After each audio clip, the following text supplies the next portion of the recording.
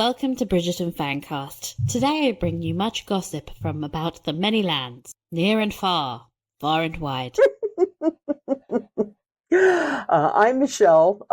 You can find me at Musings on all of the socials, and I have not read the Bridgerton books with the exception of the first two. And I'm Rita, I'm at Annoying Rita, and I read the Bridgerton books before the show was even a glint in Shonda's eye. Oh. And today we are going to be talking about and recapping episode 6, the episodic equivalent to Christmas Eve Eve. Yes, we are hurtling onward, the conclusion of season 3, and there is lots to discuss. So let's begin with the recap. Take it away. The episode began on the mean streets of Mayfair, where the extras are all aghast to learn there has been no new Lady Whistledown edition that evening. Instead, they're forced to spread gossip the old-fashioned way.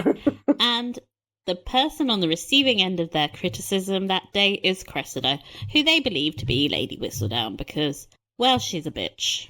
Mm-hmm. Meanwhile, Penelope is in her room writing a column, while she is supposed to be recovering from her fainting. Remember that? This show certainly hardly does. And she receives a visit from Colin. They are, of course, chaperoned for this call by her mother.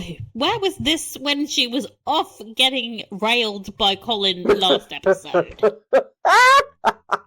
Anyway, he tells her that while he is aware that she needs to speak to him, he's happy to wait for when they are alone. I'm not okay with it, though. This is infuriating. Yes. Why does no one communicate on this show? Michelle, I'm not okay. He then pulls out what is quite a clunky-looking engagement ring and places it on her finger. Apparently, pearl engagement rings have gone through the roof on Google since. Oh, God. I mean, we had all of them have received pearl engagement rings. Daphne, yes. Kate didn't even get proposed to on screen. Are you kidding? We get nothing with Anthony. Anyway. But yeah. This is when Colin realizes her hands are covered in ink. Comically so. She looks like a toddler that strayed into a fountain pen or something. But she manages to excuse her hands away by saying she's writing letters to share their happy news. She's cover. Actually a very good liar. I was actually impressed. Good cover. Back at the mausoleum, Cressida's dad is furious with her and announces that because Lord Greer has rescinded his offer of marriage, he will now be shipping Cressida off to Aunt Jo. A fate worse than death because she lives in, dramatic pause, yes, this is a Derry Girls reference, Wales, where there are twice as many sheep as there are people. Yes. That's very far away from the life Cressida wants. So, after her father leaves, Cressida's mother is like, "Go, you better renounce your claim to Lady Whistledown right away, because no one will marry you then." Mm-hmm. Unfortunately, it's way too late. 2 armed guards enter and order her to the palace immediately. Yikes.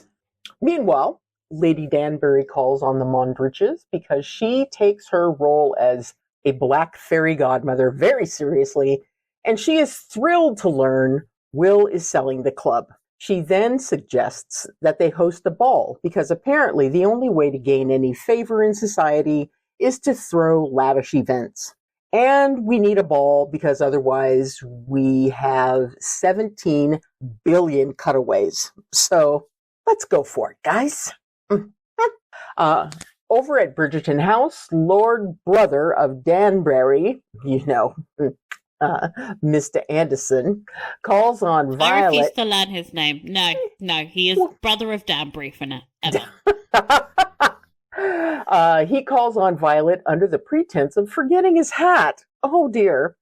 She asks how he is, as she has sensed a chilly divide between himself and his sister.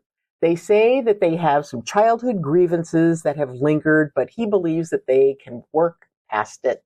And of course they will, but, not until the finale, of course. Back in the parlor, the Bridgerton family are being themselves, which is to say, loud, obnoxious, and ignoring John Sterling's pleas for attention. What? Excuse me? I have been taken ill of the plague, and you are all doomed by association. Bring 3 banana macarons for the 1 chocolate. God, I love him so much. I love John. John Starling Appreciation Society. Yes. Franny has enough and calls her family to attention, and John tells them that they are to marry. Everyone looks really surprised, which is weird because these two have been clinically obsessed with each other since they met. But they all hug and wish them luck, even Violet. Later in the day, Eloise interrupts Colin writing in the study and gets an interrogation on what she knew about Whistledown. At first, she thinks Penelope told him, but she soon realizes that sweet summer child that he is, Colin believes Cressida. She asks how angry he is about the situation, but he admits that his love for Penelope has softened him and now his only concern is her. This obviously makes Eloise take pause at the idea of ruining his happiness with her news. So she goes to visit with Penelope and tells her she doesn't think Colin should know. Instead, she tells Penelope to put down her pen. Penelope is horrified at the idea of giving up her life's work, and worse than that, letting Cressida take the credit. She is forced to make a decision between the Whistledown name and the Bridgerton one. Why is Eloise giving people so many orders? Like, you don't get to decide what people do with their lives, Eloise. She is, pretending that she is the bossy bitch of the town, and she just needs to sit down and rest, because... Read a book, mind your own business. None of this is anything to do with her. Anyway, Cressida is introduced to the Queen as Lady Whistledown. She asks why the hell someone would risk their reputation for merely £5,000, which, if you recall, is like a lot of money in Jane Austen land, when they're surely worth much more. As Lady Whistledown, Cressida obfuscates and claims she is doing it for the principal. Not remotely convinced, the Queen asks for proof of her identity with a copy of her latest Whistledown column. Cressida is obviously unable to produce that, and her bluster is met with hostility. The Queen demands that unless she produces an issue, she doesn't want to see her at court again. Snap. Elsewhere, Violet has tea with the newly betrothed couple and advises them to wait until the end of the season to announce their betrothal. That way, everyone can just slink off to their country homes for the wedding, and the Queen can pick a fresh diamond or sparkler or shiny object at the start of the next season. Unfortunately, this is just not going to work for Franny and John. They want to begin their life together as soon as possible, and so they ask a very reluctant Violet to speak with her on their behalf. By the way, she agrees to this. So, why are you dragging your feet for the rest of the episode? Anyway, we cut to Portia, who finds Penelope moping in her room reading old copies of Whistledown. Portia, who is desperate for Penelope to secure this bag, tells her it's time to get up and make Mr. Bridgerton feel as if he is the most important person in the world. Penelope is like, what about me, though? Remember me? And Portia, a woman born and bred into a patriarchal society, is like, what about you? A woman's role in that society is to cater to help her husband achieve his dreams, not have goals of her own. Your father could be cruel, a weak man. I chose a match for security, and he could not even provide that. But he gave me you girls. And my greatest wish has always been for you three to do better than I did. And you have.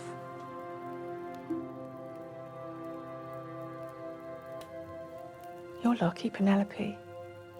Do not take that for granted. Okay, I'm not crying. It's just been raining on my face. I'll be fine.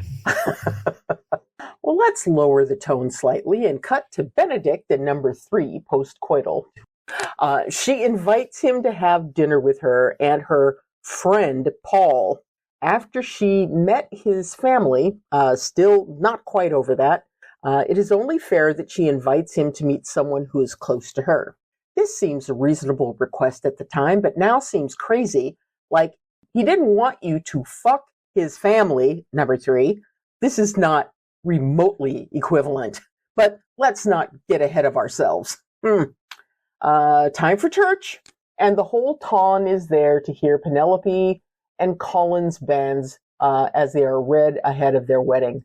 In just 3 weeks, these two lovebirds will be heading to the altar, and hopefully Colin hasn't been secretly pursuing a relationship with Prudence, so this one actually happened. I'm still angry about that storyline. After everyone shuffles out, Colin and Penelope meet in the aisle, and she finally finishes the "there's something I need to tell you" conversation. But instead of the Lady Whistledown announcement, she tells him she has been secretly in love with him for an embarrassingly long time. He apologizes for not noticing her sooner, and then they begin to dance together in the church, and it's really quite sweet. I hate when people dance and there's no music. But it was I'm a hater. It was so cute. She had her little shiny flats on, and it was just. Or don't talk to me about the shoes. We will be talking about the shoes. They're so shiny. Let's see. Outside, Lady Danbury tries to introduce her brother to a known society bitch, Lady Keswick. Her brother seems less than enthusiastic, which is weird because he literally asked her to set him up. I suppose he thought she would be hooking him up with Violet, who watches this exchange from a distance, but I personally approve of Lady D fucking with this potential couple. Mess with them. Cressida, who has secretly escaped from her home, meets with Eloise behind a carriage.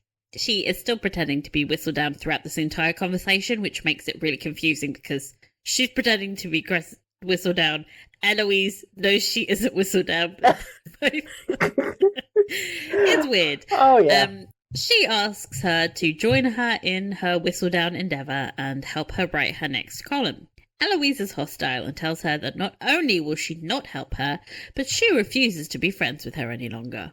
Wow. Cressida, hurt, tells her that Penelope abandoned her because Eloise is all talk and obviously envious of Whistledown. That's what I said at the end of season 2.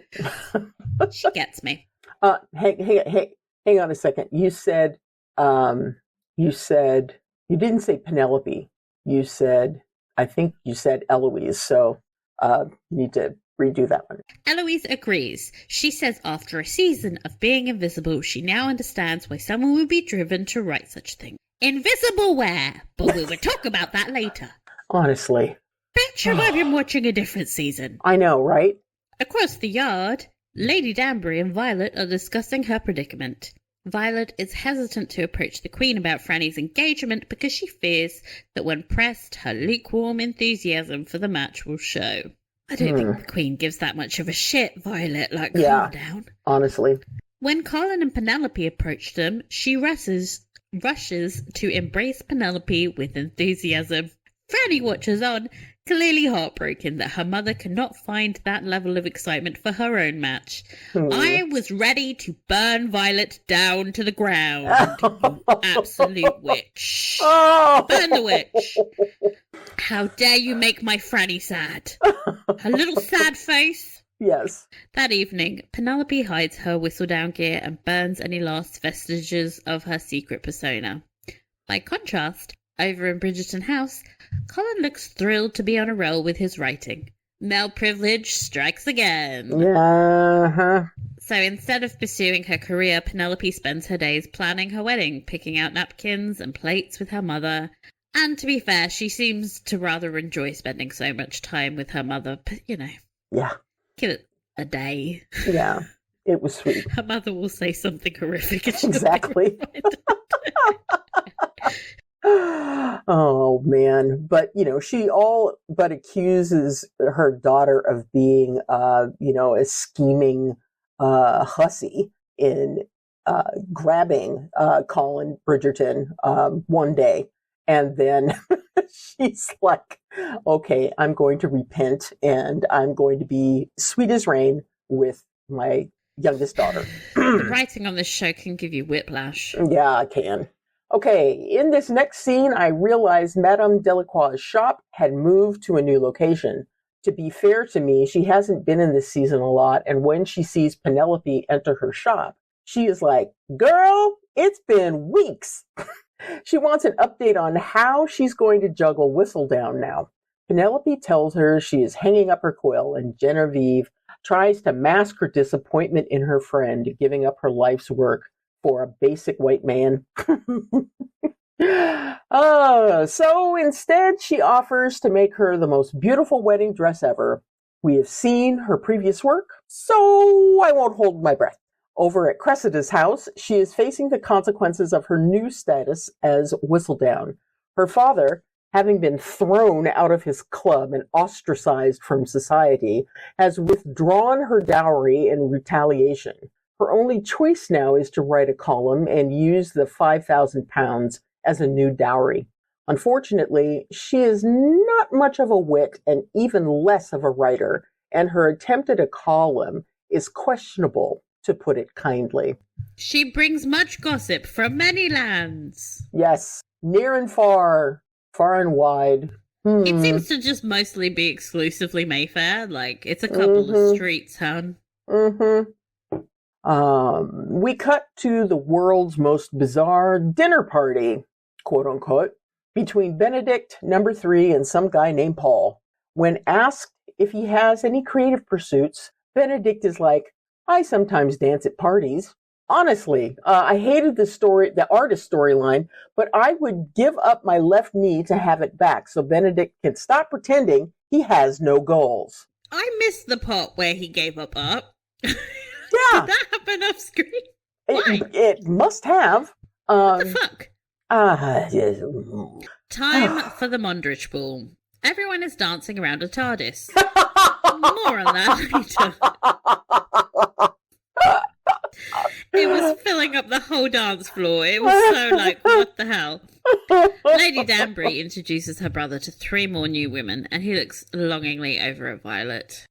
The Featheringtons enter the ball, and Portia actually pays Penelope a compliment. Someone alert the Pope, the end of days is clearly upon us. And this causes a very jealous Prudence to start blubbering in jealousy. Pregnancy hormones, we get it. Yeah. Queen Charlotte makes her grand entrance into the party and looks as bored as I feel every time there's a new ball. But suddenly, the TARDIS opens up. A pop-up card situation unfolds. Woo! And it's painfully slow. It's just the world's lamest reveal. Yes. Everyone in the ball gasps in delight.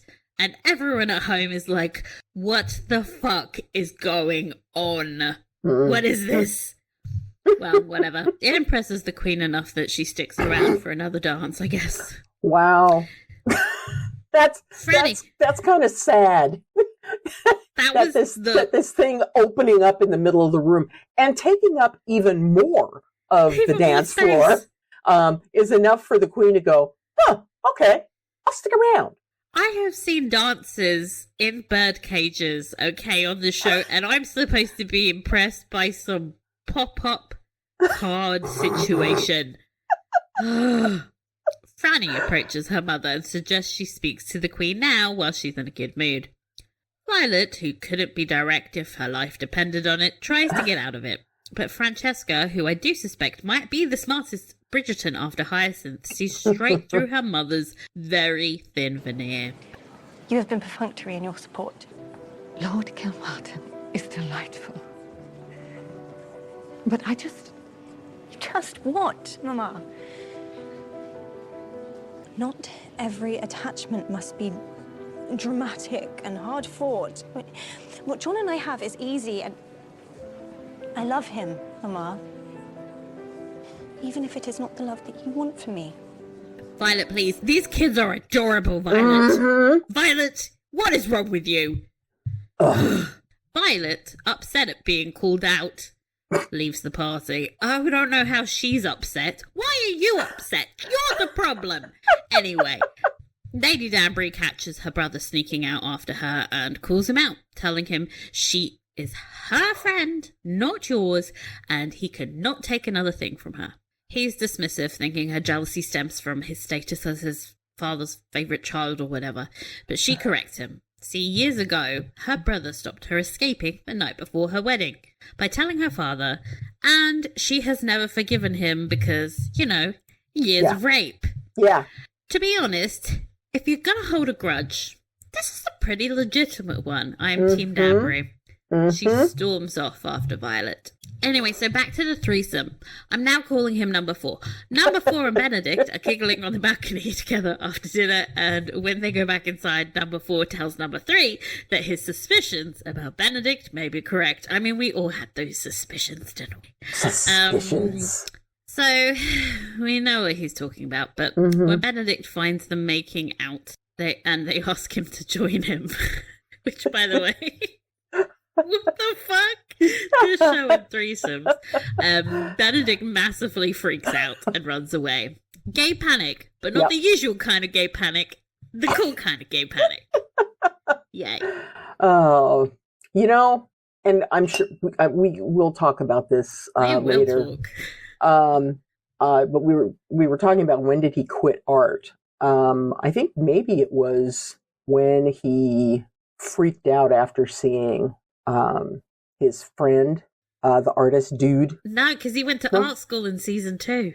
Oh God, that's right. That's right. I will break down why this doesn't work in so many ways later. Oh my God. Okay. All right. Looking forward to that. Back at the ball, everyone's fun is interrupted by the very dramatic entrance of Cressida Cowper. Her dress is giving Triceratops. Yeah, everyone stops and stares, and we get another iconic line delivery from Polly Walker. Scandal writer for a daughter. Can you imagine? I love her. Well, I love her. About that. Anyhow, give Polly Walker the Emmy right now. Colin is dancing together, and Colin tells Penelope he has been editing his journals into a manuscript for publishing. She offers to help him, but he tells her he would prefer to do this on his own. He wants to prove he is worthy of her, an insecurity he has never previously mentioned and will probably never mention again. Where did that come from, Michelle? Who knows? The Queen then summons Cressida over and tells her she did not want to see her at social events either. Cressida takes the opportunity to present the Queen with a gift. Suddenly, dozens of footmen enter the room with a whistledown column. Well, a mini one. The Ton rushes to grab a hold of it, even Penelope, who looks very upset, to read that Cressida, or rather Cressida's mother, has done a rather impressive job at mimicking her style. Whistledown promises she will return with another column tomorrow, and the Queen promises her reward as soon as she sees some gossip. Penelope and Eloise look at each other in complete bafflement and then run out of the room together to have a private conversation. Not suspicious at all. Eloise is distraught to realize she has created a very powerful enemy in Cressida, who can now use her whistledown status to destroy the Bridgerton family. But why would she? Another question I have. Yes. Penelope refuses to let that happen and promises to use her power as Whistledown to do some good and fix her wrongs. She will get a full issue out as soon as possible and take back her work. So she writes a column in a bumpy carriage and heads to her publishers that night. And of course, Colin catches her and realizes that Penelope is Lady Whistledown. The end. Dun, dun, dun, dun, dun! Man, what an unsurprising turn of events. I think I predicted, at the end of episode 6, Colin's gonna find out she's Lady Whistledown. And what do you fucking know? Mm-hmm. This show is really paint by numbers sometimes. Yep. What did you think of this episode? I thought it was pretty okay. I thought Sensing the enthusiasm, yes. Yeah. But yeah, I thought it was pretty okay. And, I liked the fact that they ended the episode with Colin finding out, because Finally. They were going to need some time to work through this shit. And Will they do that adequately? Yes. Questionable. Yeah. So, at least they've got 2 episodes left to try and figure out how this thing is going to work out. So, but I enjoyed the performances. I thought Polly Walker, of course, was, her usual genius self. Lady Danbury, I could watch her all day. If there are folks out there who have not watched Queen Charlotte, if there's any hope of them picking up on some of the references that are coming up, my guess is that folks are I wish now I going, had watched Queen Charlotte sometimes, to be honest. My thought is, damn, I bet people started watching a little bit more of Queen Charlotte, after part 2 came out. So, because I honestly can't remember if there were any references to Queen Charlotte in part 1. But anyway, I like the episode. How about you?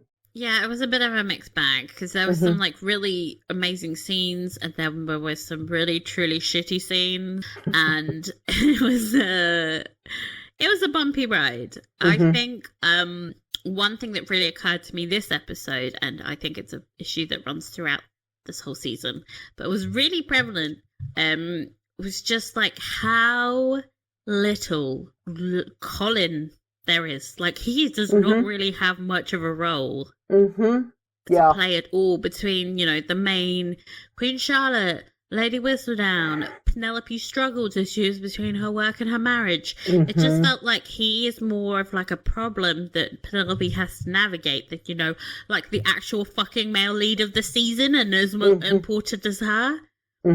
He has no agency. He doesn't bring much to the table in terms of major conflicts, and that's actually why we're having less Pollen screen time, I think, than we would usually have for a main couple, because they completely underwritten Colin to the point where he was just relegated to the sidelines this episode. He didn't do anything. Yeah, it was that is a damn shame. We have all of this other dreck happening, and the 2 individuals who are supposed to be the leading couple, we've got half of them being a leading couple, and the other half is just, hi, I'm gonna come in every now and then and remind you that I'm here. Okay, I'm going away now. Bye. It's is this a Pollen season or is this a Lady Whistledown season? You need to choose. At the moment, it's giving Lady Whistledown season. Absolutely. And I came here for Pollen. Yes. I don't really give a shit that much of the Queen's going to discover her. I don't care. Yeah. We all know there's not going to be any real lasting impacts to this revelation. There never is any consequences. So don't play this out for weeks at a time. Nobody gives a shit. We came here to see some Pollen, and I want the male fucking lead to be involved. I get that he's now discovered she's Whistledown, and that'll be conflict, but I can't think that that's going to be really the main thrust of the episode when we all know the real issues with Cressida. It's she's actually fighting Cressida. Yeah. So it's frustrating. The writing is not there. And we started talking about this, but Benedict. Yes. So, I mean, it's a good way to end Pride Month, I suppose. Welcome out of the closet. I question whether this is actually good representation for whatever, though, because I have to say, nobody relates to this. I mean, actually, I am bisexual, and I came out of the closet later in life, so having this realization should be oh, representation. I cannot relate to this threesome scenario. Nobody can. This is not how anyone comes out of the closet. It's bullshit. Yeah. And I actually think his characterization reinforces a lot of bisexual stereotypes about how slutty and non-committal we are, and just make up your mind. Exactly. Okay. Pick one and go with it. It's no. And I completely agree with you. As a fellow bisexual, woohoo! We in the It's actually house, quite baby. tragic how long it took me to work out that I wasn't straight. Which anybody who listens to the pod was probably like, this woman is obsessed with Polly Walker in an unhealthy way. So like, yeah. Well, and for good reason. I mean, God damn. God damn, the hottest woman on the show. Mm-hmm. Yes, anyway. Lord. I should relate to this whole horniness, but firstly, I was like, Paul's kind of not it. Like, he's not charismatic, he's not hot. I don't understand the attraction there. And there definitely is attraction. I don't understand why. I totally get being attracted to number 3. Number 3, hottie. Yes. Paul, number 4, why? Why is this the guy that makes you realize that you're gay?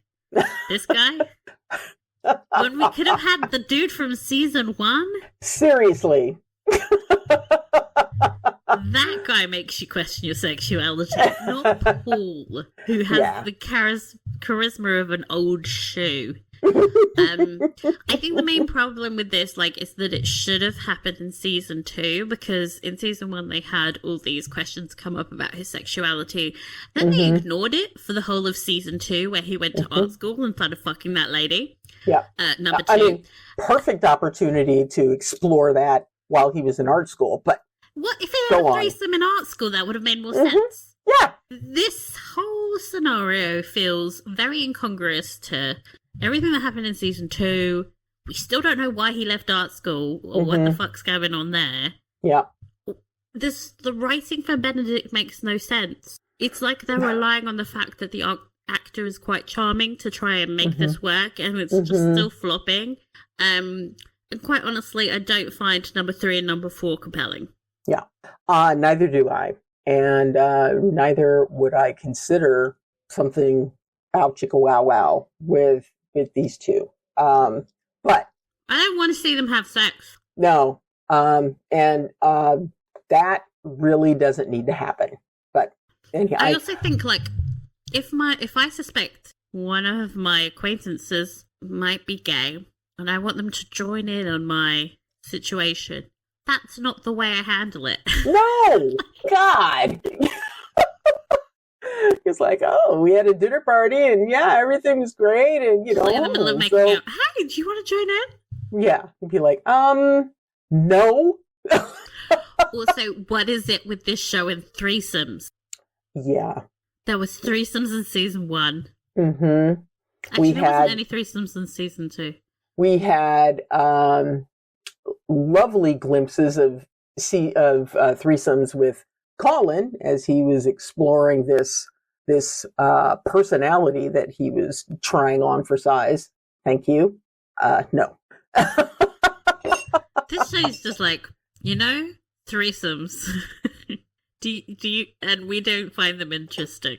Yeah, but we think they're super hot, so we're gonna throw them in here just to spice things up. Ugh. Well, not like that. I don't know. This isn't 1999. We're not threesome, so scandalous. It's so incredibly conventional that it's not scandalous and it's not exciting or titillating. It's just a bit dull. You're just oh, okay, you're gonna maybe have a threesome. Okay, bye. Can we go back to the plot?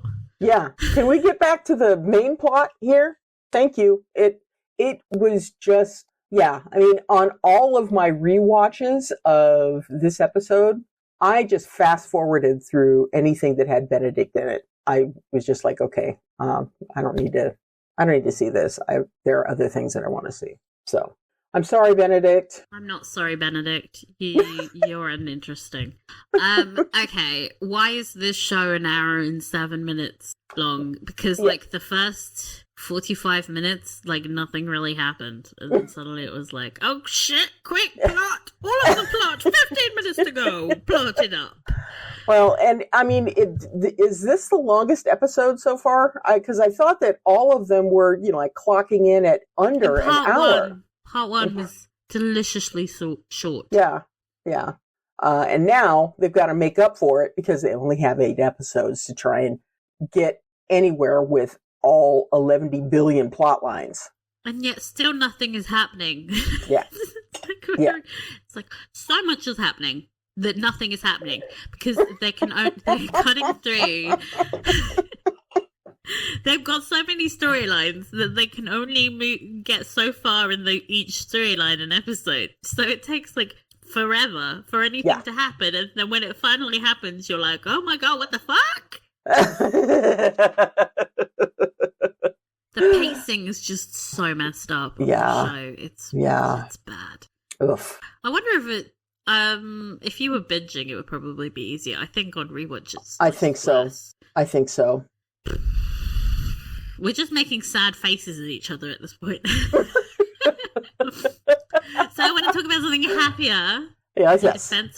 In defense of Portia Featherington, Part 3. I make this a weekly thing. Yes. I cried during the scene with Penelope, where she explains to her finally what her marriage was like, and that she married for security, and that her father still couldn't even provide that, and the struggles that she's had. But then everything that she has done isn't just for herself or out of selfishness. She's done everything in her power to make her daughters have a better future than she had, and I was so moved, and I do believe it to be true of her. And I think it's a really beautiful showcase of love between a mother and daughter that's somewhat unconventional. Like, it's not the perfect sunshine mother thing that you get from Violet. Right, exactly. She's actually a fucking terrible mother to Franny. And it's a really beautiful showcase of a different dynamic that sprung up. Yeah. There's actually quite a lot of mother-daughter dynamics this episode between, like, obviously Portia, Penelope, Franny and Violet, and even Cressida and her mother. They all have very distinct, different conflicts. Yeah. But I was the most moved by Portia, obviously. And I think what this show does really well is highlights the way that women can create futures for themselves and their daughters in a world that's very patriarchal, that they find different ways of finding power in society in unusual hand. Seems to be that most of their plots revolve around throwing balls, now that I think about it. Lady Danbury is always like, have you tried hosting a ball? Yeah, give that a whirl. That's her only advice to people, but I don't know. I do think, like, I remember in season 1, one of the strongest things I took away from it was, like, the women are powerful. The women have agency, and they're able to create these worlds within society where they have the power and they have the social capital. And it was nice to be reminded of a theme from season 1 again, because I feel like sometimes the show kind of lose sight of the fact that the women are supposed to be the most important aspect of this show. Like, Yep. Thematically, I feel like the show is very muddled. Like, instead of being about who's trying to uncover Whistledown and all that shenanigans, they should focus on, like, why Whistledown is powerful, what it says about their society, and things like that, instead of Benedict being bi and all of this other nonsense stuff that you're just like, what is, it's not telling me anything about these people. Yeah. I think you raise a really good point. I mean, I was rewatching season 2, actually, and I remember the best season. The best season. And I remember the scene where we have Kate talking with Lady Danbury about, the future that she is planning on having herself, about, going back to India and, being, independent and not needing to get married and, all that other kind of stuff. And she mentions that, well, you do this, this is the life that you lead. And Lady Danbury basically slaps down that, that opinion and said, because I have lived. Yeah, I have lived. She's earned her power through all of the, she had to get married and she had to endure that, basically to get Yeah. the power that she has in society. Yeah. It's not just given to you. You have to fight for You've it. got to fight for it, especially in this society, because nobody's going to give you a break at all. And that's why I appreciate Portia keeping it real with Penelope, and she's always like, you can't have dreams. Sometimes your dreams come true, but through your husband. He's your vehicle for power. Yes. You have to maneuver him like he's a 4-wheel drive. Okay? Yeah. And that's, marry up. Get a good husband. That way, when you're... I think she's going to actually become Lady Featherington, but whatever. So when she's Mrs. Bridgerton, she has more social cachet than when she's Miss Featherington. And that's what...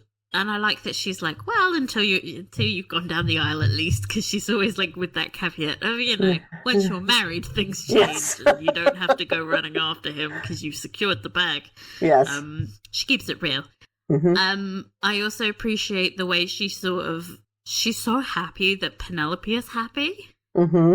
Yes. There was that scene where she's in the living room chaperoning and she's like eavesdropping, eating some biscuits, rearranging the flowers. She is more happy about the engagement ring than Penelope is. Yes. Because that was so sweet. It's like she's living vicariously through her daughter and like, oh, a love match. Yes. I wish I had had that. My life would have been different. Yes. The pathos of that is just heartbreaking and brilliant. But the thing is, when you actually think about it, Portia, all of her daughters married quite well. They did okay for themselves. Yeah. Even Prudence, who was a bit unsure at the start, she's come round. She still won't let her husband touch her. I love that. He's too needy. Like, I understand it. Whenever I reach for her hand, she slaps it away a little softer. It's like, oh my God, dude. Oh, you poor thing. But anyhow, let's talk about storylines. So we have Colin. Barely a strength thing. Yeah. Like, there's a part of me that wants to rewatch this, I know, and count the minutes that they are involved. The two of them, not the thing is, one or the other.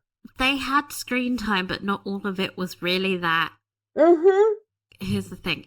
It might be cute. Him giving her a ring, cute. It's not a compelling storyline. It's not a dynamic storyline. When I think about, like, it being somebody's season, I need them to be the main plot. Like, we were watching season 2.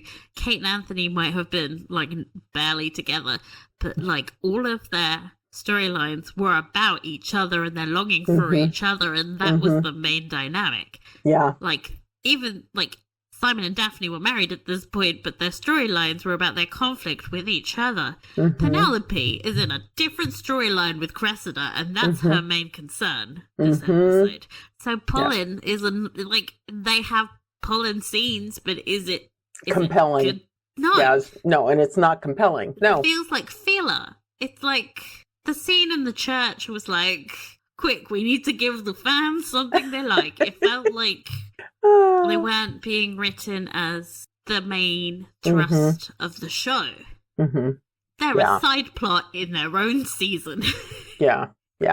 And it's ironic that this episode is titled Romancing Mr. Bridgerton, which is the title of the book that Pollen is based on. So, yeah, it's like, okay. I think you'll find, like, when you read the book, the book's much better because it involves Colin and all the aspects of the Lady Whistledown reveal.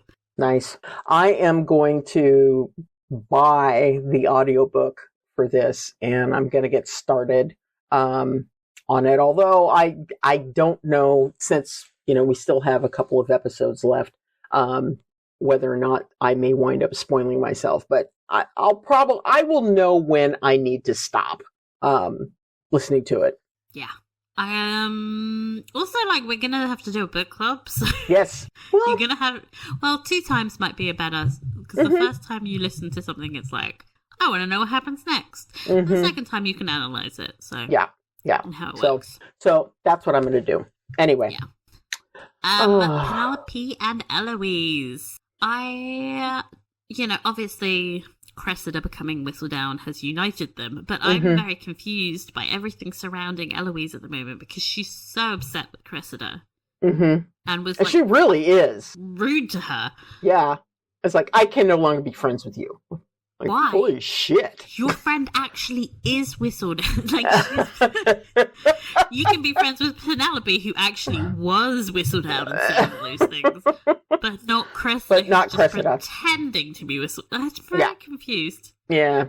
There's no... Although I think that her decision to unite with Penelope has more to do with how her brother is going to react if the reveal comes through and he learns that Penelope is Lady Whistledown. So I think Eloise is probably 70-30.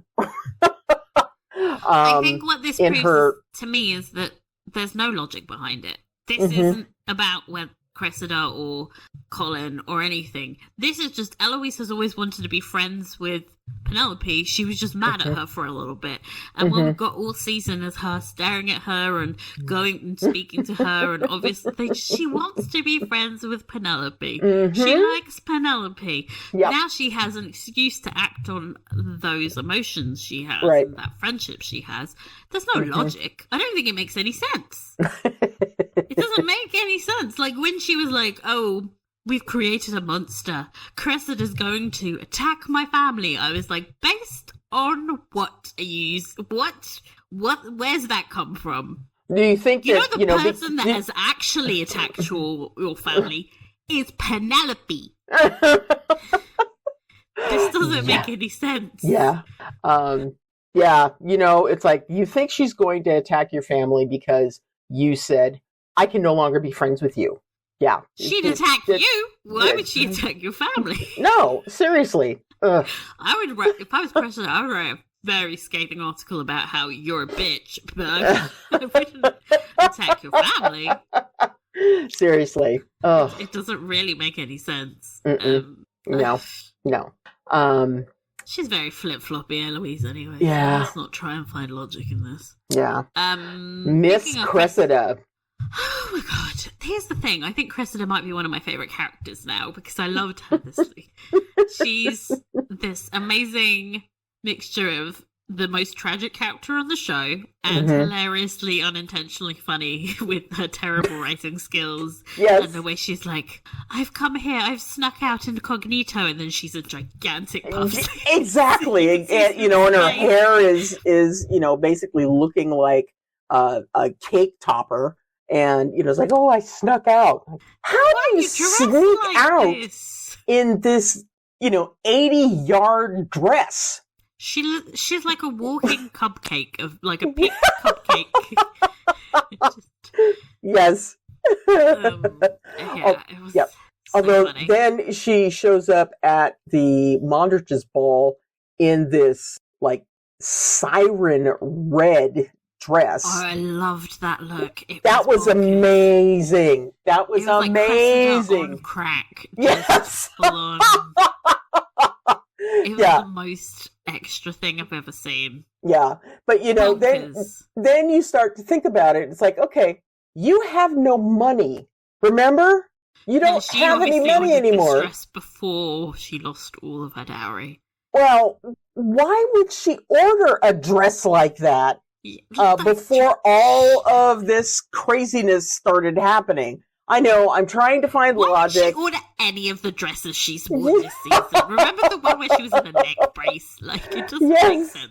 Oh, God. But yeah, Cressida was wonderful in this episode. And, my heart breaks for her. She's in an impossible situation, and she's reacting to everything. I loved when she went to Eloise for help, because she's like, I can't write, but Eloise claims to be witty, so let's try and make this happen. Yes. And then she's like, Eloise is like, do you not remember what you wrote about my family? And she's like, oh yeah, I don't know why I wrote that. It's so funny. I just love her. I also love the dynamic that emerged with her mother because, you know, she's a bitch. But I get the sense that despite her obvious flaws as a person, she does really love her daughter, and she is trying to make the best of a complete clusterfuck, and she's stuck between her awful marriage and the love she has for her daughter. I like when she was like, there's much to admire about you or something, but wit is not one of them. That's not it, baby. Not clever. Oh man. That feeds into what I was saying earlier about how the women in this show are really good at creating power in a vacuum of it. Where she's like, okay, well, your father's got rid of your dowry. We've got to try and create a new one. Yep. Problem solving. So, you know, you need to write that column so that we can get our hands on that prize money. So, how did that woman get ink all up her wrist, though? Like, it was like halfway up her arm. I know. It was like, were you rolling around on your notebook or something like that? I don't have any idea. Has anybody on the show ever used a fountain pen before? Because you don't get that inky. Yeah. It's like your hands, definitely, you're going to get ink on maybe. them. Yeah, but, you know, you're not, unless you're leaning against your manuscript or document, you're not going to wind up with that level of ink smearage on your arm. But if you lean against your manuscript, you fuck the manuscript. Right. You have to start again. Right. I don't know. I thought the Penelope one was bad, but then they did the Cowper reveal, and I was like, the show's on crack. Nobody knows how ink works. Speaking of being on crack, the Queen's motivation for all of this makes no sense. Absolutely. There's no sense. No plan. There's no end game for where she's going. It's like she's bored, so she's fucking with society. Again, she is more of a plot device than she is a fleshed out character. And we just had a spin-off season about her. So what the actual fuck? Does it make sense? Oh, it doesn't. You know, I get tired as we go down the list of the storylines. Like, this sucked. This doesn't make any sense. And then we got this, and then this, and then also we forgot about this thing that was terrible. Yeah. So, Queen, fabulous wigs, terrible plot. You know what I noticed, because I have been doing this rewatch of previous seasons, the wigs in season 1 for the Queen are just kind of meh. They were better. Yeah, they were normal. Yeah, after, you know, everything that we've seen for Queen Charlotte and season 3, and, you know, season 2 as well, but because the show was more grounded then. It had like a sense that, you know, she's got fabulous wigs, but let's not put fucking Swan Lake in her hair. She's still a human person that needs to walk around.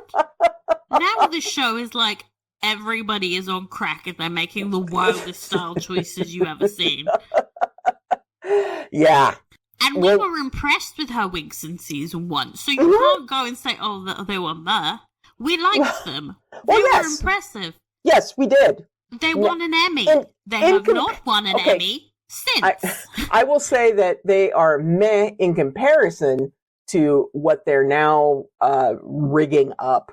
But, you know, you're right. We were big fans of all of the amazing work and hair and makeup for season 1. But it's because they feel like they have to top everything. Yes. And it's just getting bigger and bigger. And bigger is not necessarily better. No. Some of their choices don't actually make sense. Like, why is there a Swan Lake thing in her hair when she's doing an Eros and Psyche play? Yeah. You know, at some point, she's not going to be able to walk or hold her head up. I mean, I know that they created a brace for her for one of the wigs that she has worn. You know, I'm beginning to think that they probably do a brace for all of them now, given how crazy extravagant they are. Yeah. Oy. Okay. Let's talk about your favorite people, Franny and John. You're so I was cute. sad. No, but I was sad this episode. I'm just sad, hurt, angry. I fucking hate Violet. I think the way that she has treated her daughter has been absolutely horrific. Like, why are you setting up all these hurdles for this girl? She's just found someone she likes and she loves.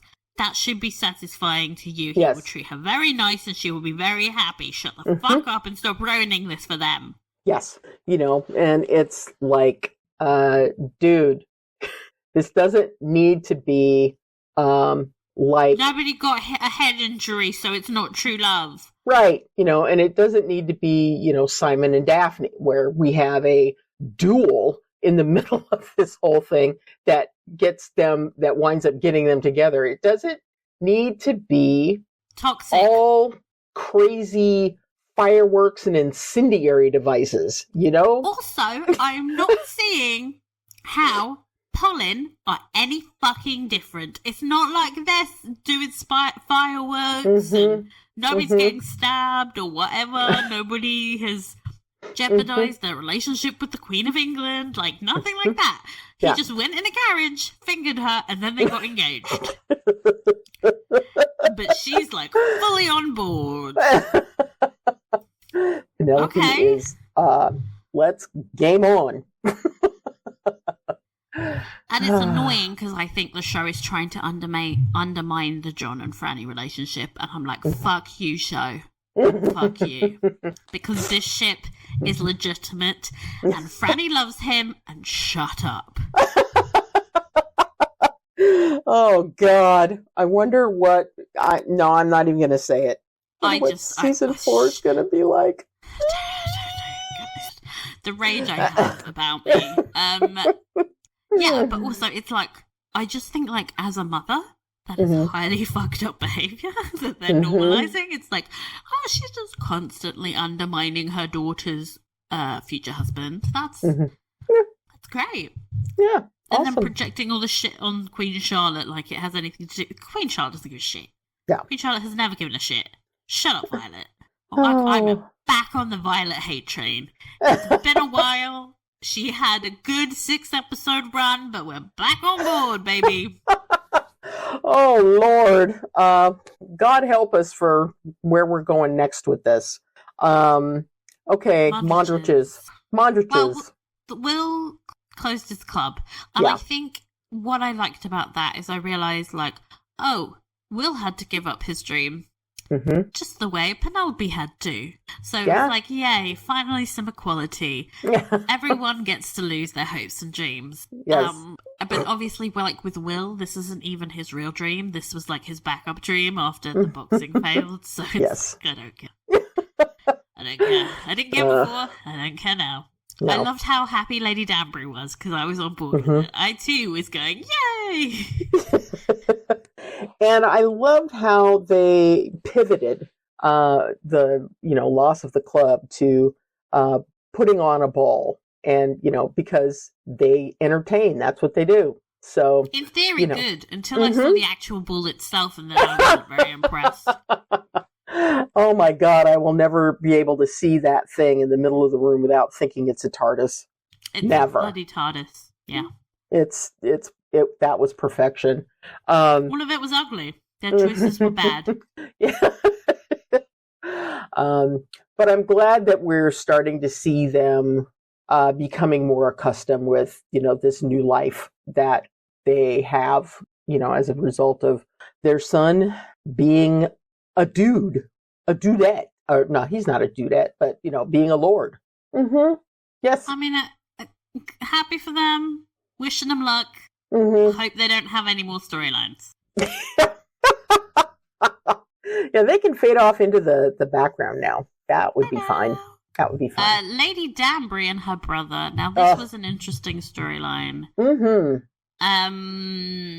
I think her brother is a dud. I don't like her brother. I think he's not charming. He's not remotely compelling. And the introduction of the fact that he made sure Lady Danbury married Lord Beetlejuice just like really was like the camel that broke the annoyed the straw that broke. Yes. Yeah, not the camel. But Yeah, he's like straw. the camel that broke the other camel's back or something because it was very large. Oh, I wouldn't ever forgive him. I just wouldn't. that would be a tough one. But I hope that they're able to come to some kind of resolution. They will. Yeah. I just don't like him enough for this to be worth my time. Oh. Can't we just hate him forever? I can't believe they introduced a character to just come on screen and then be like, stealing up my valuable screen time. And then we're supposed to be like, plot twist. Yeah. Well, it's for all of the ruined folks. her life. It's for all of the folks that love Violet, and I think that. I mean, I personally find him to be very attractive. It's not that he's unattractive. I don't find him charming. That man he's a handsome man. It's just like, I don't think he's got the sparkle they pretend he does. Mm-hmm. Yeah. He's very mid. He's not as bad as Paul. He's not Paul. No. But he's not like Benedict charming levels. Mm-hmm. He's very mid. And to be like, you can't compensate for doing something like I love Lady Danbury, and I hated Lord Beetlejuice. Oh, yes. With a fiery passion, and I had to witness her getting raped. Mm-hmm. So you have to be very fucking charming to compensate for that.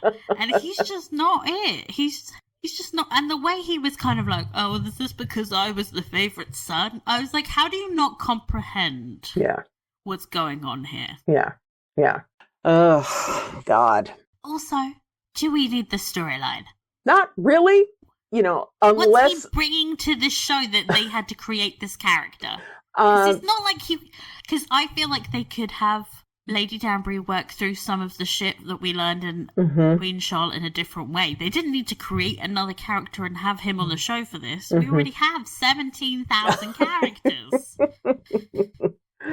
Yeah, but they needed somewhere to go with the whole Violet in her garden in bloom and all that kind of thing. They needed somewhere to go with that because they couldn't have mentioned that in Queen Charlotte and then just walked away from it. Because I mean, you say that, but how many times have they done that on this show where they mention something and they never mention it again? You say they can't do that, they choose to do it all the time. This week, Colin suddenly revealed that he was deeply insecure about being worthy of Penelope. Since when? And will he ever be again? Doubt it. They do this shit all the time. Why can't they do this shit now when I need it the most? Oh, God. Oh, man. I guess, my thing is that Violet's most interesting to me as a mother. She's not interesting to me as somebody who gets horny with Lady Danbury's brother. It's her relationship with her family in which she is interesting. Well. As an individual, I find her to be quite dull. Oh, Lord. Well, here's a thought. What do you think they might do during this break that we have between seasons? In the last one, we had the spinoff for Queen Charlotte. Do you think it's possible that they will do the same thing for Violet? They would have announced it already if they plan to do it between seasons. Yeah, because with the Queen Charlotte thing was in the works from they started planning it at the end of season 1. Oh, wow. Okay. Well. Yeah, it takes years for things to get off the ground. I feel like they would have announced it. Well, if it was coming out. That was a thought. Anyway. I mean, no, it's not beyond the show to do a spin-off. But yeah. They shouldn't. They really shouldn't. Try and make season 4 good. There you go. Don't waste precious energy on a spinoff. Focus on getting everything for season 4 down where it needs to be. I have a question. Where are Kate and Anthony? Oh, them. Where'd they go? I have no idea. Bear in mind that a lot of this episode was set the day after the party. Where'd they go? Oh, no. What happened to them? No Why idea. are they not there? Oh, maybe they probably went back to Aubrey Hall, and were there for a Or little the bit. TARDIS sucked them up into a weird liminal space between life and death because they just vanished. Yeah. And nobody mentioned them, and it made no sense. Yeah. Oy vey. Well, okay. What are some of your favorite scenes? Oh, 100% the scene between Portia and Penelope. I think it may have been the best scene of them. Oh, wow. Wow. That is very high praise. It was both brilliantly acted and written well, which is something that is very rare for this show. And I think it's because it had something to say. There was a voice to it. It wasn't only about the characters, but also about the society that they live in and how these women are overcoming generations of oppression and how that's done in small steps, not all in one radical go, like Eloise is trying to do. Yeah. And got moments where Portia is obviously, like, her thinking has been warped with, like, patriarchal nonsense. Yeah. But she still manages to make these small gains for her daughters and make sure that they're happy. And I'm sure the daughters that Penelope has will be raised to have even more. And it was kind of a feminist scene, and it was very powerful. And it reinforced the characterization that I have seen since season 1. So it works. Yeah, I loved it. Yeah. Also, there was this moment where John said, "I'm going to go look at the wainscoting," which was fabulous. Oh God, I love John. I love John. This is why fuck you, Violet, so because awesome. John is delightful. Yeah, and he's fitting in with the Bridgertons. Oh yes, that was a great scene. I think I have to agree with you with the scene between Penelope and her mother. I also, just because I'm a silly, stupid, romantic fool, I loved You love the dancing. I love the dancing in the church. I can't help it. Again, this is not a thing that I like in anything. I just don't understand when people dance and there's no music. I'm like, how are you keeping time? If somebody tried to do that with me, because I remember there's a bit in the Notebook where they do that as well, and I was like, if somebody tried to do that with me, I would kick them in the shin. Oh dear! I'd kick them in the shin so hard because none of this whimsy for me. Yeah, see, I've never seen the Notebook, so anytime these shows or movies have a reference to it, it just sails straight over my head. It's a good way to live. Yeah, I do not plan to ever watch it, so that will probably piss me off. Okay, let's talk about least favorite, and why is it Benedict scenes? It's unfortunate because the actor who plays Benedict is delightful. People tell me that, yes. Yeah, I mean, in my rewatch of season 1, and I'm just a little ways into season 2, the scenes of him and Eloise on the swings in the backyard. I hate them. You hate them? Yeah, I don't like either of these characters. Of course I hate them. Oh, wow. I'm like, why is she fucking smoking? How is she getting a cigarette? And I start thinking about things like that. Uh-huh. But I understand that they're very popular with the fandom, and everyone else that's normal likes them. I just personally can't stand them. I'm logical enough to know that, other people like them. Yeah. I just think that, this whole Benedict storyline is so confusing to me. It's like, where are we going with this? I have said that about his storylines from forever. And I don't think it's going anywhere, though, because I bet you that his love interest will still be a woman. oh, I'm sure. This is done purely for fan service because a bunch of people at the end of season 1 were like, I wish Benedict was gay. And that's what I get from the whole of this season, really, is it's very fan service-y. The whole mirror sex scene is not even a scene from the book. But people have been going on about how much they wanted a mirror sex scene for years, so the show gave them a mirror sex scene. Now they want Benedict to be gay. They're getting a Benedict is gay storyline. Will it lead nowhere? Obviously. I want it to be noted to listeners that Michelle is holding her face in her hands. Oh, whoa. Yeah, I am. It's not going anywhere. If he ends up with a woman, what's the point of all this? I'm going to say that my least favorite scenes are ones that take time away from the development of Colin and Colin. The whole show. And Colin specifically out of the pollen unnecessarily. Not Benedict getting a whole development out. Colin. It's unnecessary. I have a feeling that they're trying to set up all of these siblings, Benedict, Eloise, and Franny, trying to get them set up so that they can rush through the storylines that they're going to have for them. Or, who knows? Maybe they'll just completely ignore one of them in order to get through, the next season.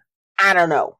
I just don't think that Benedict being bi has any substantial change to his storyline at all. It's so he sucked a few dicks. That doesn't make a difference to anything that happens when he falls in love with a woman. You know what I mean? It's just going to be this convenient thing that they can say, guys, we made one of the characters gay. Right, we ticked the box on this one. Tick the box. So, aren't we inclusive? With a woman, when he falls in love with a woman, they can go, oh, well, he's still bisexual. But then all of the people will be mad. All the people that are like, but I wanted him to be with a man, will just be mad on the internet and it won't make a difference. We'll essentially be in the exact same place, except that they've ticked that box now. So, yeah. Woohoo!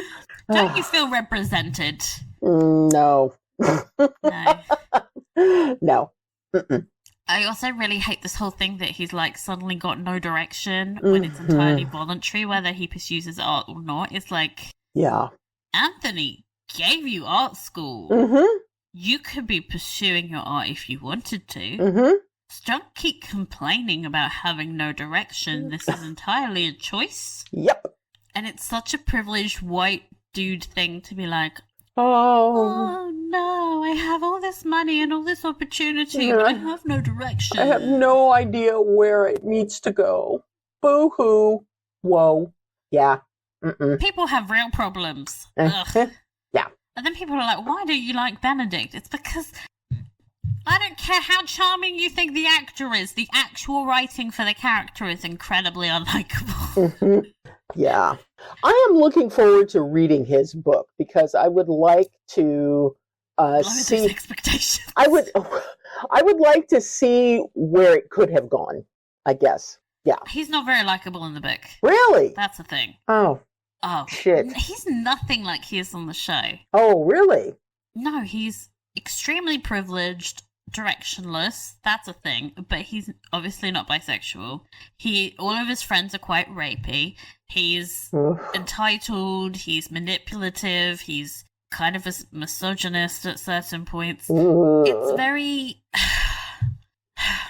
I mean, you could say that about most of the male leads on the Bridgerton books, to be fair. But it's coming from a place of his relationship makes him a better person. But the person he starts off being is so awful that I never warmed to him. Oh my God! So basically, Benedict is doomed. Benedict is relegated. I think he, as much as I don't like the show character that much, he is much more likable on the show, and I think there is a way that they can do that storyline and improve it and make it less, like, quite frankly... Less cringy? It's not cringy. It's like, it makes me uncomfortable the way that he treats his love interest. Oh. There's a certain level of power. There's like an imbalance of power because it's all based around the Cinderella trope, and he's manipulative and he uses his status against her, and it's just like... Yuck. I don't feel like the TV show character would do that, so they're going to have to substantially change it. And luckily for us, they do not give a shit about being true to the book. Oh man, yeah, we've wandered away. We've wandered away off that path. So yeah, okay, time for wig talk. Can we wig talk? We're talking wigs, baby. Can we wig talk? Baby. Talk about wigs growing.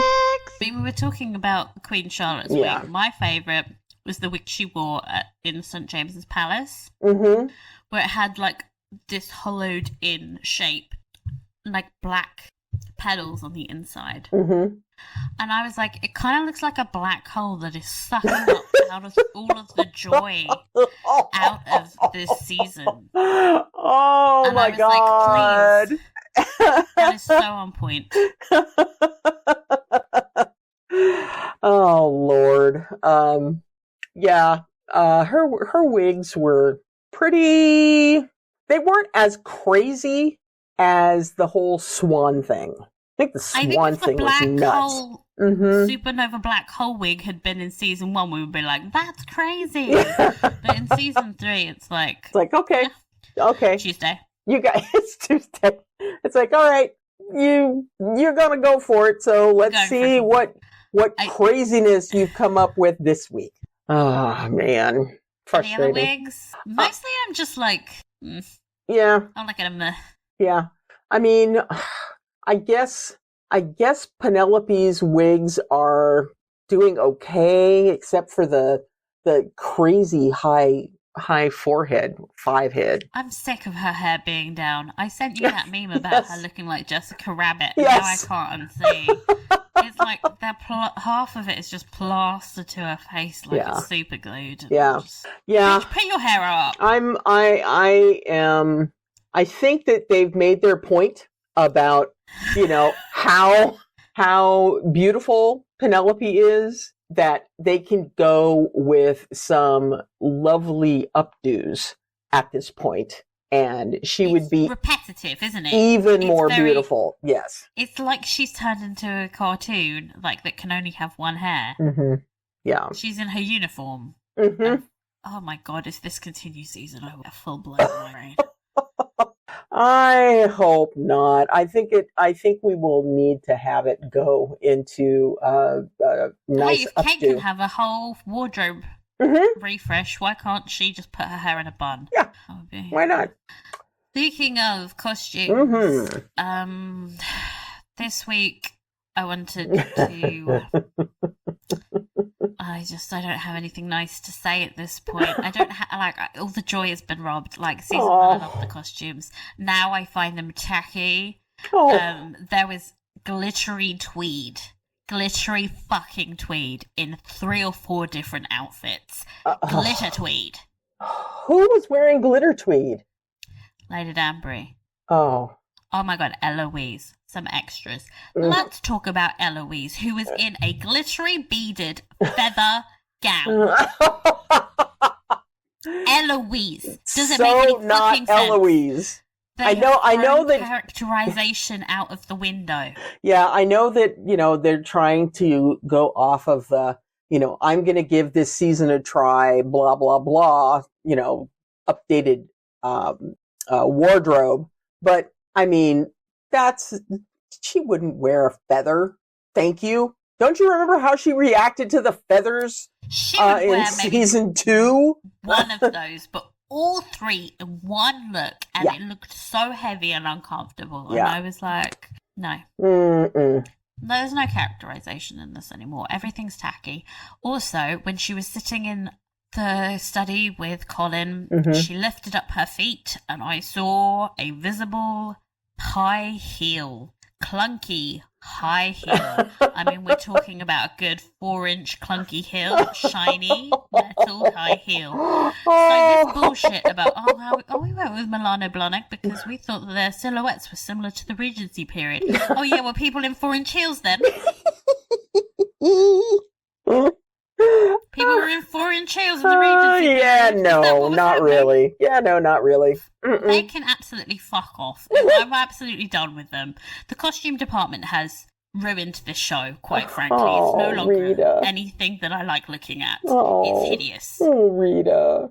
I wish I could give you a hug. It's so ugly. Like, I liked Penelope's dress that she was wearing in the church. Although I know that we were texting about that, and having one's breasticles that exposed within a church, even if it's Church of England, which remember is a little more chill than the Roman Catholic Church, but still. To be fair, Edwina's whole tits were out during her wedding. Like, they were... What? Edwina's tits were, like, push-up bra levels out in season 2 of the wedding scene. That's true. I was like, she's very upset, but I'm staring at her tits. I think it was the choker and the corset was just, okay, hun. It's like, okay. Look like... Things look like they're going to explode in a minute. But yeah, I like that dress. I just love the costumes and styling that they're giving to Penelope. I just her love it. makeup was toned down this episode. Thank the Jesus. The Jesus. Yeah, she looked lovely. She did. Mhm. I just don't like the new costumers. Get the old ones back. How do we get their numbers back? This is a new crew of costumers. Yeah. Oh you my. can tell. Yeah. Oh my. It's too much. Too much. That's another thing, like, when they were all at the Mondridge's ball, I was like, who's hosting this? The Mondridges or the Featheringtons? 'Cause everyone looks crazy. Oh Lord. Oh gosh. Okay. Needle drop moment. Okay, help a sister out. What did they do this week? Confident, Demi Lovato. When Cressida walked in the room and it was like that is confident. The lyrics are "What's wrong with being confident?" And yeah, I think the problem in this situation is that she's not actually laid a whistle down, so there's no real confidence. Right. It's the irony. She's just bullshitting right now. So okay. It worked though, that scene. I thought that was one of the better scenes because her entrance was iconic. The outfit was bonkers, but it worked for that moment. That's another thing. Cressida's just been getting weirder and weirder. It escalated. Yes. Full dinosaur look this episode. Yeah, I mean, did you see her hair in that episode? She actually had little crystals hanging down from her hair. That was crazy. That was crazy. There's a wig. But yeah, that was nuts. Performer of the episode. I went with Polly Walker. Yes, definitely. Although I would give an honorable mention to Lady Danbury. That scene where she confronts her brother was so incredibly powerful. That's another thing. Yeah, that man is a very mid actor compared to Adjua. No offense to him. Well, she's such a powerhouse. It doesn't surprise me that she, when she does a scene like that she just sucks the air out of the room. But then I get flashbacks to Queen Charlotte while they were playing hijinksy music while she was getting raped. Yeah. And it's like, so Adjua gets it. Yeah. But the show, still big question. The thing is, the show is all like, this was a moment of trauma. She's deeply upset and she's going to yell at her brother. Mm-hmm. But also, when we see it in flashbacks, hijinksy music. Yeah. You can't have it both ways, Bridgerton universe. God. Yeah. Okay. Okay. So Adjua, I think I like Adjua always. Mm-hmm. Yeah. And she's Drinks she's a cup magnificent. of tea, and she could win the award for tea drinking. But yeah, Polly Walker really just kicked it out of the park this week. Love her so much. She's so great. How many bees? 3.5. Okay, so at the beginning of this episode, I was at a 3.5. Mm-hmm. But I've talked myself down to a 3. Oof. I'm very convincing. Mm-hmm. Yes. And I think it was, what really truly sent me over the edge was those high heels.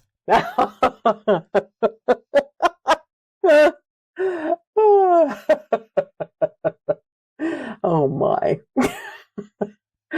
Oh boy. Well, you guys better How hard is it to step it cover up. her feet? You guys better Edit step out it the up. feet. You got 2 more No more stepping. episodes. Cover the feet. Oh gosh. Well, it's time for Can You Believe It? Candles, corset, perfume, pens, tote bag, pajamas, tea bag, macarons, bulky toys, wedding dresses, medicine, teapots, high heels, coffee creamer, quiche, soap. What have you got for me this week? The rules of this feature are simple. I will describe 2 Bridgerton products. You tell me which one is real, and bear in mind, everything is possible. I think I'm just going to tell you the one that I had planned. Mm-hmm. Okay, so Bridgerton snow globe, where instead of snow, guess. Bees.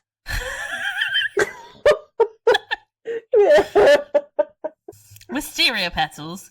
Oh, God. Or a Bridgerton tapestry. I love that you have bees. I think that would be rather nightmarish, actually. It's like, yeah. you shaking the bees Yes, around Anthony. yeah, poor Anthony, giving him Somebody please make giving him that. trauma. Oh my God. I think Anthony just hyperventilates. yes. I think the tapestry. Yes. Mhm. Okay. Send you and yeah, the tapestry sounds too bonkers to not be real, really. Exactly. And let me guess, there are wisteria all over the place. No. No? Oh, come on. It's an Instagram link to what the tapestry looks. Okay. It's painted. Wow. You can see the little Danbury hats. I think the surprise in this week is that it's not a very good tapestry. No, it's not. It's not. It's just a bunch of people walking towards a building. A building. No idea what building it is, but a building. Yeah, that's no.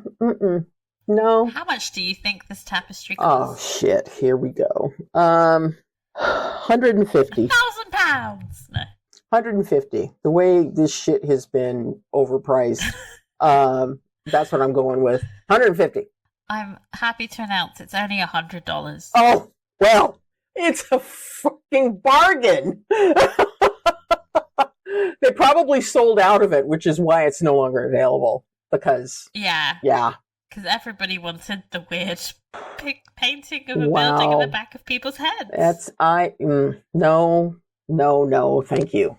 I think it's fine as an image, but as a Bridgerton image, it Yeah, it's not. doesn't make any sense. No, it doesn't. Ugh, that. What about it is Bridgerton-y? Yeah, it's just not. No, thank you. I want the bee snow globe now that you've created it in your head. A terrified Anthony in the middle. Oh my God. Please, Oh my Bridgerton God. creators of the universe, make that. Oh my gosh. No, I think one of the things that I've seen recently is Funko Pop has come out with Bridgerton characters. And so they have Colin, they have Paulin, they have Canthony, they have, oh my God, I've forgotten. Saphne. Huh. Saphne. Saphne? Okay. So they've got the 3 couples that we've had so far and the Queen. Now, honestly, Well, there was a Queen Charlotte spinoff, to be fair. Well, yeah, but it should have been Lady Danbury, because that would be freaking iconic. Can someone make me a Portia Featherington funky? Oh my gosh! Oh my gosh, that would be amazing. Oh my goodness. So I'm trying to restrain myself from buying any of them. But we'll see how successful I am at that. In the Bridgerton gossip news, I don't think the Featheringtons will be back for season 4. What? So the guy who plays Finch basically posted a goodbye thing on his Instagram, like, goodbye to this role. What? Well, we didn't get Edwina and Mary back, did we? So why would we get? Oh, that is just sucking the joy out of my life. Ugh. It's like, on the one hand, we need to start removing characters. Mm-hmm. On the other hand, why can't they be Benedict's various love interests? Thank you. Thank you. Violet's various love interests. Oh, Lord. We now need to start meeting people's brothers, otherwise we'll be here forever. Oh, my goodness. Well, thank you. Actually, you know who I want back, now that I'm thinking about it? Remember what a hottie Charlotte's brother was? Oh, yeah. Yeah, he was oh my a God, tasty can we treat. get him with Violet? He was a tasty treat. He really was. That would and he that almost would be married good. Danbury. Well. I'd rather watch Danbury fall in love than Violet, because Violet is just uncompelling. She's been in love before. We don't need another. She's had enough. Oh my God, really. How many love matches does this woman need? Anyway, enough complaining from me. Join us next week where I will complain more. Thank you to everyone who has written to us again this week. You can hear those emails on our sister pod, Letters to the Editor, which will be dropping soon for subscribers on Spotify. But that is all from us this week. We'll be back recapping and discussing episode 6 next week. 7. Oh my God, I've lost track. Wait, is this episode 5 or episode 6? No, this is episode 6. Episode 6. So we'll be doing episode 7 next week. The penultimate episode. Can you imagine how long that one is? Oh God, I don't even want to look. In the meantime, please follow us on Instagram for updates and subscribe for our bonus podcast. If you enjoyed this pod, please share, rate, and review. And we hope you have a lovely week. Bye.